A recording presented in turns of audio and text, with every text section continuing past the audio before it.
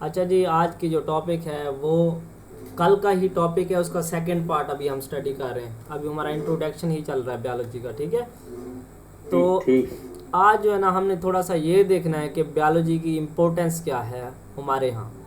देखो, various kind of living organism exist in earth. ये बात हमें बिल्कुल मालूम है कि बहुत सारी जो है लिविंग ऑर्गेनिज्म की टाइप्स इस ज़मीन के ऊपर पाई जाती हैं। इसके बाद एक ऑर्गेनिज्म का दूसरे ऑर्गेनिज्म के साथ ज़रूर जो है रिलेशन है इस अर्थ के ऊपर, ठीक है। इसके बाद ठीक। हमने देखना होता है कि हर जानदार का स्ट्रक्चर क्या है एंड फंक्शन क्या है। इसके बाद inheritance of character one generation to next generation, means के जो करेक्टर्स हैं, जो खसूसियात हैं, एक जनरेशन से नेक्स्ट जनरेशन यानी कि पेरेंट्स से आगे ऑफ स्प्रिंग उनके बच्चों में कैसे ट्रांसफ़र हो रहे हैं, इनहेरिटेंस क्या है। तो ये भी हमें बायोलॉजी समझने में मदद देती है, ना कि फिज़िक्स, ना कि केमिस्ट्री एंड समथिंग अदर। तो ये भी बायोलॉजी की मरहून मिन्नत है कि हम इनहेरिटेंस को स्टडी कर पाते हैं। इस तरह ऑर्गेनिज्म का उसके माहौल के साथ क्या ताल्लुक़ है, ये भी बायोलॉजी की मरहून मिन्नत है। और इसके अलावा जो हार्मफुल और बेनिफिशियल इफ़ेक्ट्स हैं जो कि डिफरेंट लिविंग ऑर्गेनिज्म से प्रोड्यूस होते हैं, कि कौन सा लिविंग ऑर्गेनिज्म इन्वायरमेंट के लिए कौन सा फ़ायदा क्रिएट कर रहा है और कौन सा इफ़ेक्ट क्रिएट कर रहा है। तो ये सारी जो चीज़ें हैं ये हमें बायोलॉजी ही समझने में मदद देती है। ये तो ब्रीफली जो है ना, मैं थोड़ा सा मैंने इंपॉर्टेंस ऑफ बायोलॉजी बताई। आगे मूव ऑन करते हैं। तो देखो, जो भी चीज़ पढ़ते हैं तो फिर उसकी एप्लीकेशन का पढ़ते हैं कि भाई अगर बायोलॉजी हम स्टडी कर रहे हैं तो आगे हम कर क्या सकते हैं, यानी कि इसका कोई स्कोप भी है या नहीं है। तो इसका स्कोप देखो, यहीं से लेके चलते हैं कि इसका स्कोप बैक्टीरियोलॉजी में भी है, यानी कि आप बैक्टीरियोलॉजिस्ट भी बन सकते हैं, मैक्रोबायोलॉजिस्ट भी बन सकते हैं एंड जूलॉजिस्ट भी आप बन सकते हैं, ठीक है। आगे लिखना भी इनको चाहिए था, बोटैनिस्ट भी बन सकते हैं। जो हमारा है वो इन्होंने लिखा ही नहीं, काम की बात। चलो जी, ये मेन ग्रुप्स हैं लिविंग ऑर्गेनिज्म के। तो आप बायोलॉजी के आगे जो है ना, मज़ीद इसमें से किसी ब्रांच में भी आप स्पेशल बन सकते हैं, ठीक है। अगर स्ट्रक्चर एंड फंक्शन की अगर बायोलॉजी की ब्रांच देखें तो उसमें फिजियोलॉजी एंड हिस्टोलॉजी। फिजियोलॉजी होती है कि कोई भी जो लिविंग है उसके जो पार्ट्स हैं वो कैसे उसका फंक्शन परफॉर्म कर रहे हैं, और हिस्टोलॉजी आपको पता है टिश्यू की स्टडी को कहते हैं। इसके बाद चेंजेस एंड डेवलपमेंट की फील्ड है बायोलॉजी की, यानी कि चेंजेस कैसे आती हैं ऑर्गेनिज्म में और उसकी डेवलपमेंट यानी कि नशोनुमा या बढ़ोतरी कह सकते हो कि कैसे होती है।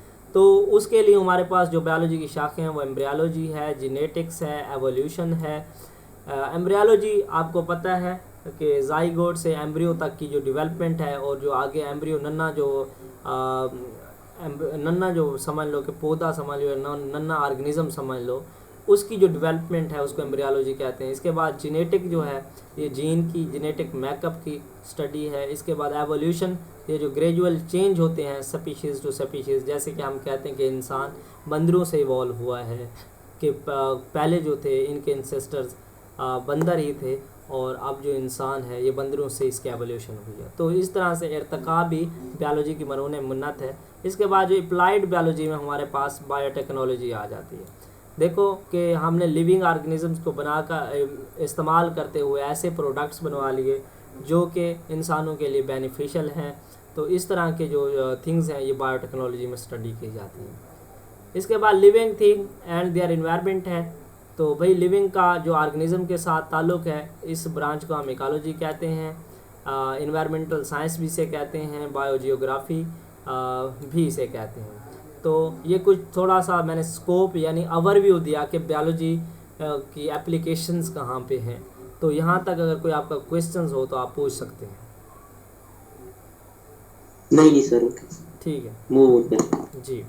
तो वो था कल के लेक्चर का सेकंड पार्ट। आज जो है हम लेके चल रहे हैं हमारा जो ब्रांचेस हैं बायोलॉजी की, divisions and branches, lecture number 2 है। इसको आगे कंटिन्यू करते हैं। देखो, बायोलॉजी का बार बार ही डिस्कशन हो रही है कि ये दो वर्ड्स लोगोस से एंड बायोस से मिलके बना है। ये बार बार डिस्कशन हमारी हो रही है इसी बात पे कि बायोस का मानी क्या होता है हमारे पास लाइफ, एंड लोगोस का मानी है डिस्कोर्स, रीजनिंग यानी थॉट्स यानी सोचना, यानी कि ज़िंदगी के बारे में कोई भी सोच है या कोई आपका ख्याल है तो वो बायोलॉजी कहलाता है। जब इसकी डेफिनेशन की बात आती है तो हम कह देते हैं कि साइंटिफिक स्टडी ऑफ लाइफ या living things is called biology. तो बायोलॉजी की जब मेजर डिवीजन की तरफ हम जाते हैं तो हमें बॉटनी देखने को मिलती है, मेजर डिवीजन में हमें जोलॉजी देखने को मिलती है, हमारे पास एक और मैक्रोबायोलॉजी देखने को मिलती है। लेकिन अगर बॉटनी की जो टर्म है कि लफ्ज़ बॉटनी कहाँ से मिला, तो लफ्ज़ बॉटनी जो है ग्रीक वर्ड बोटेन से निकला है, जिसका मतलब होता है प्लांट्स। तो इससे हमें पता चल गया कि बॉटनी बायोलॉजी की वो ब्रांच है जिसमें हमने प्लांट्स को स्टडी करना होता है। ठीक है। इसी तरह जोलॉजी जो है ये ग्रीक वर्ड जू से निकला है, और जू को आप समझते हैं चिड़ियाघर को कहते हैं, और आपके ज़हन में ये भी होगा कि चिड़िया के घर के अंदर क्या होते हैं, एनिमल्स होते हैं। तो यहाँ से भी आप याद रख सकते हैं कि एनिमल्स की जो स्टडी है, साइंटिफिक स्टडी ऑफ एनिमल जो है वो जोलॉजी कहलाती है। इसके अलावा मैक्रोबायोलॉजी, देखो माइक्रो का मीन्स मैंने पहले बताया था आपको, मैक्रो मीन्स स्मॉल होता है, और दूसरा जो मैक्रो MA वाला होता है उसका मानी लार्ज होता है या मैक्सिमम क्वांटिटी कह सकते हो। देखो मैक्रो बायोलॉजी से मुराद फिर मैक्रोस्कोपिक ऑर्गेनिज्म जैसे कि वायरसेस हो गए और बैक्टीरिया हो गए, इनकी जो स्टडी है वो मैक्रोबायोलॉजी कहलाती है। ये बायोलॉजी की बेसिकली जो मेजर डिवीजन्स हैं, जो बड़ी शाखें हम कह सकते हैं, ये बायोलॉजी की जो मेजर शाखें ये हैं। इसके अलावा जो माइनर शाखें उसकी तरफ हम मूव ऑन करते हैं। देखो जेनेटिक्स जो है हमारे पास इस वक्त पहली जो है ब्रांच हम स्टडी करने जा रहे हैं। तो जेनेटिक्स का जो ओरियन है, ये जेनेसिस वर्ड है उससे निकला है, जिसका मानी है ओरिजन कह सकते हो, ओरियन भी कह सकते हो। ठीक है। तो इसकी अगर डेफिनेशन करें, study of gene and biological inheritance of character from parents to their offsprings. ठीक है। ये देखो मैंने इस डाटे को ना सिंपल वर्डिंग में कंपाइल किया हुआ है। इसी डेफिनेशन को आप पेपर में भी लिख सकते हैं, ये इस हिसाब से बनी हुई है। ठीक हो गया। अगर आपका यहाँ पे कोई क्वेश्चंस हो तो आप साथ के साथ ब्रांचेस में से क्वेश्चन करते जाएंगे। ठीक है। इंटरनेट इशू आ रहा है, आपका आवाज नहीं आ रही। आप बताएं, मेरी आवाज़ क्लियर है? हेलो जी जी, आवाज़ नहीं आ रही? व्हाट्सएप पे मैसेज कर रहे हैं सारे, इधर आवाज नहीं आ रही।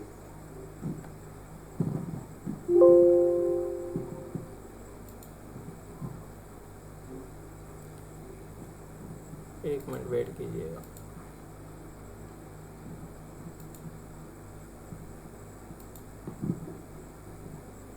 अब आवाज़ नहीं आ रही मेरी?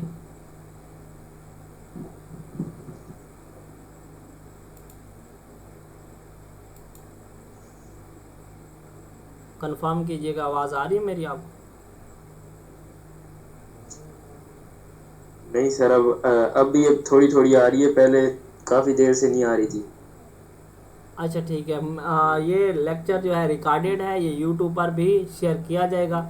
जहाँ पर आपका कुछ मिस हो गया आप उसको दोबारा से रिव्यू कर लीजिएगा। ठीक है। ठीक है सर, ओके। तो मैं दोबारा स्क्रीन आपके साथ शेयर कर रहा हूँ। तो थोड़ा सा ही लेक्चर है हमारा मुख्तसर। ठीक। जी, तो हम चल रहे हैं टॉपिक की तरफ। अब शेयर हो रही है ना स्क्रीन आपके साथ? जी जी हो रही। देखो जो जीन्स की स्टडी है और बायोलॉजिकल इनहेरिटेंस की स्टडी है वो जो है जेनेटिक्स कहलाती है।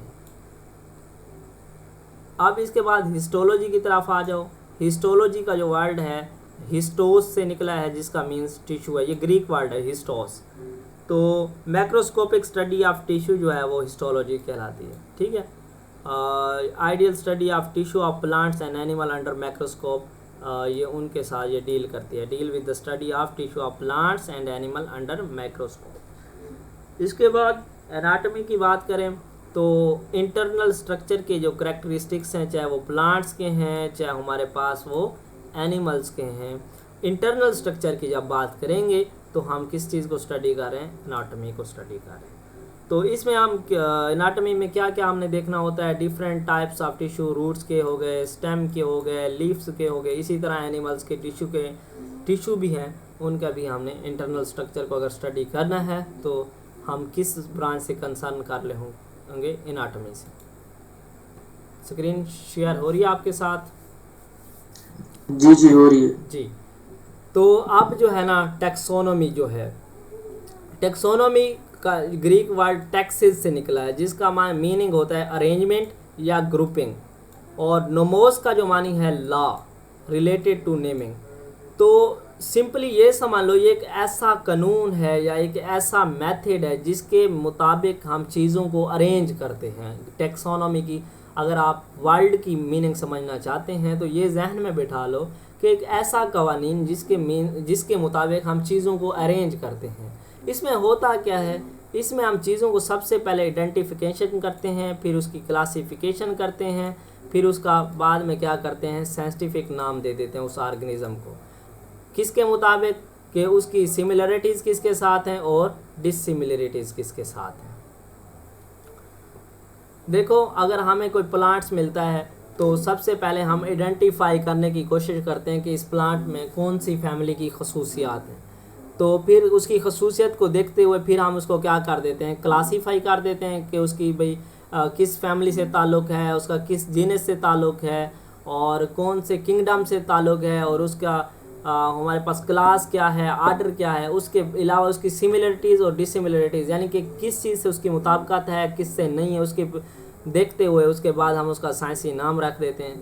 ये सारा जो मैंने अभी प्रोसीजर बताया, आइडेंटिफिकेशन, क्लासिफिकेशन, साइंटिफिक नेमिंग, ये हम किस में, टेक्सोनॉमी में स्टडी करते हैं। टेक्सोनॉमी क्लियर हो चुकी है आपको?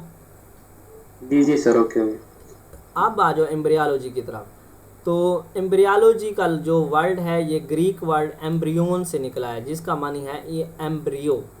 तो study of progressive development changes which occur after zygote formation up to an organism. ठीक है, तो जाइगोट जब बन जाता है उससे आगे की डेवलपमेंट जितनी भी है एक पूरा ऑर्गेनिज्म बनने तक, तो उसको क्या कहते हैं, हम एम्ब्रियोलॉजी कहते हैं। या ये समझ लो कि ये डेवलपमेंटल जो बायोलॉजी है या किसी भी जाइगोट की डेवलपमेंटल स्टेज है ऑर्गेनिज्म बनने तक, उस स्टडी को हम एम्ब्रियोलॉजी कहते हैं। मैं आपको आसान अल्फाज में समझाऊँ, मिसाल के तौर पर हमारे पास एक ये एग है और हमारे पास ये एक स्पर्म है। तो जब ये स्पर्म जो है इस एग को फर्टिलाइज करेगा तो हमारे पास क्या बन जाएगा, हमारे पास क्या बन जाएगा जब ये फर्टिलाइजेशन इनकी हो जाएगी, जाइगोट बन जाएगा। जाइगोट बन जाएगा। ठीक है, जब ये जाइगोट की डेवलपमेंट हमारे पास होगी तो हमारे पास एक नन्हा सा जो चीज़ बनेगी उसको हम कहते हैं एम्ब्रियो। अच्छा, ये समझ लो कि जब हमारे पास जाइगोट थोड़ा सा डेवलप हो जाता है, यानी कि जाइगोट अब थोड़ा सा किसी जानदार की शक्ल की तरफ मूव ऑन करना चाहता है, तो फिर जो है ना उसको एम्ब्रियो कहते हैं। अब उस एम्ब्रियो को एक पूरा ऑर्गेनिज्म बनने तक जितने भी स्टेजेस से गुजरना पड़ेगा उसकी जो स्टडी है इसको कहते हैं डेवलपमेंट, यानी कि एम्ब्रियो का आहिस्ता आहिस्ता आहिस्ता आहिस्ता उसकी असल शक्ल इख्तियार करने की तरफ। जैसे कि देखो, अब अंडा है, अंडा जो फर्टिलाइज हुआ और इसको जो है ना फिर रखा गया, तो इसमें अब जो है ना इसकी डेवलपमेंट अंडे की स्टार्ट हुई और इसके अंदर जो नन्हा सा एम्ब्रियो है उसने फिर क्या हुआ कि उसकी डेवलपमेंट शुरू हो गई और इसके बाद पूरा ऑर्गेनिज्म बन गया। ठीक है, जैसे ये चूज़ा नज़र आ रहा है आपको सामने। तो अब जो है इसका जो है जाइगोट्स की डेवलपमेंट से लेकर इसके चूज़े बनने तक के जितने स्टेजेस की स्टडी है वो कहाँ पे होती है, एम्ब्रियोलॉजी में होती है। आप समझ आइए एम्ब्रियोलॉजी। जी आई। इसके बाद है हमारे पास इकोलॉजी। देखो, इकोलॉजी का जो वर्ड है ये ओकॉस यानी ग्रीक वर्ड है ओकॉस है, जिसका मानी होम है। तो इसमें इकोलॉजी बायोलॉजी की वो शाख है जिसमें हम लिविंग ऑर्गेनिज्म और उसके माहौल का जो ताल्लुक़ है उसको हम स्टडी करते हैं। हम माहौल की बात करें तो नॉन लिविंग इन्वायरमेंट आ जाता है, जिसमें पानी है, हवा है और इसके अलावा सॉइल है। मींस कि हम इसमें एक जानदार का उसके माहौल के साथ क्या ताल्लुक़ है, यानी कि एक लिविंग ऑर्गेनिज्म का नॉन लिविंग के साथ क्या ताल्लुक़ है, ये हम इकोलॉजी के अंदर डिस्कस करते हैं। ओके हो गया? जी सर, ओके हो गया जी। तो आगे है जी बायोकेमिस्ट्री। देखो, बायोकेमिस्ट्री में जितने भी लिविंग के अंदर की केमिस्ट्री है, लिविंग ऑर्गेनिज्म, लिविंग सिस्टम हो गया, लिविंग ऑर्गेनिज्म हो गया, उसकी जो केमिकल केमिस्ट्री है या उसके अंदर जितने केमिकल रिएक्शंस हो रहे हैं, जैसे कि हम कहते हैं कि रेस्पिरेशन होती है माइटोकॉन्ड्रिया के अंदर, तो इस तरह से जितने भी केमिकल रिएक्शंस लिविंग सिस्टम के अंदर हो रहे हैं तो वो बायोलॉजी की जिस शॉख में पढ़ा जाएगा उसको क्या कहते हैं, बायो केमिस्ट्री। ये समझ आ चुकी है टर्म? जी जी सर, ओके हो गया ये। हाँ जी। अब है बायोटेक्नोलॉजी। मैंने पहले भी आपको थोड़ा सा बयान किया कि जब बायोलॉजिकल ऑर्गेनिज्म या माइक्रो ऑर्गेनिज्म समझ लो या किसी भी लिविंग ऑर्गेनिज्म को समझ लो कि उसको इस्तेमाल करते हुए कोई ऐसे प्रोडक्ट्स बनवाए जाएं जो कि इंसानियत के लिए, इंसानियत की वेलफेयर के लिए फ़ायदा मंद हो या इंसानियत के लिए मुफीद हो, तो उसकी जो स्टडी है वो बायोटेक्नोलॉजी कहलाती है। मिसाल के तौर पर हम ब्रेड बनाते हैं, ठीक है, इसमें अब क्या इस्तेमाल होता है? यीस्ट, फंगस इस्तेमाल होती है। तो आप देखो ये लिविंग को इस्तेमाल करके मैनकाइंड के लिए, इंसानियत के लिए, यानी कि इन लोगों के लिए फ़ायदामंद चीज़ें बनवाई जा रही हैं। तो इस तरह की जो बायोलॉजी की जिस शाख में ये स्टडी किया जाता है उसको बायोटेक्नोलॉजी कहते हैं। तो जो बायोटेक्नोलॉजी के माहिर होते हैं उनको बायोटेक्नोलॉजिस्ट कहते हैं, यानी कि वो ऐसी चीज़ें बनाते हैं जो कि इंसानियत के लिए फ़ायदेमंद हो। जैसे कि अब हमारे पास वैक्सीन बनी थी, ये भी बायोटेक्नोलॉजी का प्रोडक्ट है। अब जैसे कि हमारे पास इंसुलिन है, शुगर की मेडिसिन, ये भी बायोटेक्नोलॉजी की मरहूने मिन्नत है। आगे समझ? जी जी ओके हो गया। तो अब है सेटोलॉजी या सेल बियोलॉजी। देखो सेटोलॉजी है, ये लफ्ज़ जो है ना, ये काइटोस ग्रीक वर्ड है जिसका मानी है वेजल्स या सेल। सेल बेसिकली कहते हैं एक कमरे को समझो, एक कमरे के अंदर जो है ना खाली जगह जो है, ये बाहर दीवारें हैं एक और अंदर को एक जगह है, जैसे कि जेल नुमा, जेल को देख लो अब, बाहर उसका जाला है और अंदर उसकी खाली जगह है। इस तरह की जो होलो वेजल्स हैं, यानी कि एक ऐसी नाली है जिसके अंदर यानी कि कोई स्पेस है और बाहर उसकी कवरिंग है, उसको कहते हैं काइटोस या सेल कहते हैं। ठीक है, अब हम आते हैं असल सेल की तरफ। अब असल सेल के अंदर आपको पता है डिफरेंट न्यूक्लियस होगा, उसके अंदर ऑर्गेनेल्स होंगी और उसकी कवरिंग होगी, सेल मेम्ब्रेन होगी, या प्लांट सेल की बात करें तो उसमें सेल वॉल होगी। अगर हम सेल का स्ट्रक्चर के बारे में पढ़ना चाहते हैं, सेल के फंक्शन के बारे में पढ़ना चाहते हैं, और या हम ये पढ़ना चाहते हैं कि सेल के अंदर कंपोजिशन क्या और ये सेल के अंदर कौन कौन सी ऑर्गेनेल्स हैं, तो हम समझ लो सेटोलॉजी पढ़ रहे हैं, या उसको सेल, उसका दूसरा नाम सेल बियोलॉजी भी है। ठीक है, तो ये भी आई होप कि आपको ये भी टर्म समझ आ चुकी होगी। जी जी आगे। इसके बाद है फिजियोलॉजी। फिजियोलॉजी का जो लफ्ज़ है ये फ्यूजिस से निकला है, जिसका मीनिंग होता है नेचर। अगर हम किसी भी जानदार के डिफरेंट पार्ट्स के फंक्शन को हम स्टडी करना चाहते हैं तो मीन्स कि हम क्या पढ़ रहे हैं? फिजियोलॉजी पढ़ रहे हैं। मिसाल के तौर पर हम देखते हैं कि एक पत्ता जो है पौधे का, उसके अंदर क्या क्या काम हो रहा है, यानी कि उसके अंदर फोटोसिंथेसिस हो रही है और वो कैसे खुराक बना रहा है, और स्टोमेटा के ज़रिए किस तरह से वो गैसेस का एक्सचेंज कर रहा है, और किस तरह से एक पत्ते से वेपोरेशन हो रही है। यानी कि जब भी हम किसी लिविंग पार्ट के, लिविंग ऑर्गेनिज्म की किसी भी टिश्यू का या किसी भी ऑर्गन का हम फंक्शन की बात करेंगे तो हम समझ लो क्या पढ़ रहे हैं? फिजियोलॉजी पढ़ रहे हैं। ठीक हो गया। इसके बाद जी सर, है ओके। पैलियंटोलॉजी। पैलियंटोलॉजी जो है ये ग्रीक वर्ड पैलियोसिस से निकला है। ठीक है, पैलियोसिस जो है एंशिएंट ऑन्टोस बीइंग ऑर्गेनिज्म। देखो अब होता क्या है कि जो पहले ऑर्गेनिज्म थे लेकिन अब नहीं है, जैसे कि हमें डायनासोर की हम बात करते हैं, या आपको तस्वीर में भी इस वक्त नज़र आ रहा है, तो इनके हमें बाकियात मिलते हैं, इनके बाकियात मिलते हैं जिससे हमें अंदाज़ा हो जाता है कि जी हाँ, तो वाकई भी जो है ना किसी दौर में इस तरह का ऑर्गेनिज्म था जो अब इस दुनिया में नहीं रहा, एक्सटिंक्ट हो चुका है। तो इनके ये जो बाकियात मिलते हैं, फोसल्स मिलते हैं, इनकी स्टडी बायोलॉजी की जिस ब्रांच में की जाती है उसको पैलियंटोलॉजी कहते हैं, या पैलियोजोलॉजी भी। अगर वो एनिमल है तो फिर वो पैलियोजोलॉजी कहलाएगा, अगर वो प्लांट है तो वो फिर पैलियोबॉटनी कहलाएगा। ठीक है, अब आ जाओ मॉर्फोलॉजी। ठीक है। मॉर्फोलॉजी की तरफ। तो मॉर्फ का जो मीन्स है, इसका मीन्स है फॉर्म। मॉर्फी से निकला है जिसका माने फॉर्म। फॉर्म का मीन्स के शक्ल समझ लो, या समझ लो कि कितनी किस्में हैं, यानी कितनी इकसाम्स हैं। जब हम एक्सटर्नल स्ट्रक्चर या characteristics of plants and animal को स्टडी कर रहे होते हैं उसको कहते हैं मॉर्फोलॉजी।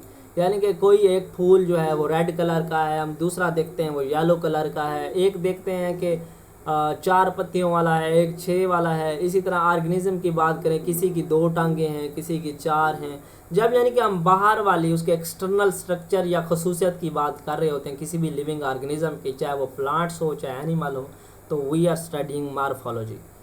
ओके, जी जी सर, ओके। इसके बाद है लास्ट वन मैक्रोबायोलॉजी। मैक्रोबायोलॉजी जो है ये ग्रीक वर्ड मैक्रो से निकला है, और मैक्रो का मीन्स होता है वेरी वेरी स्मॉल, यानी कि बहुत छोटा।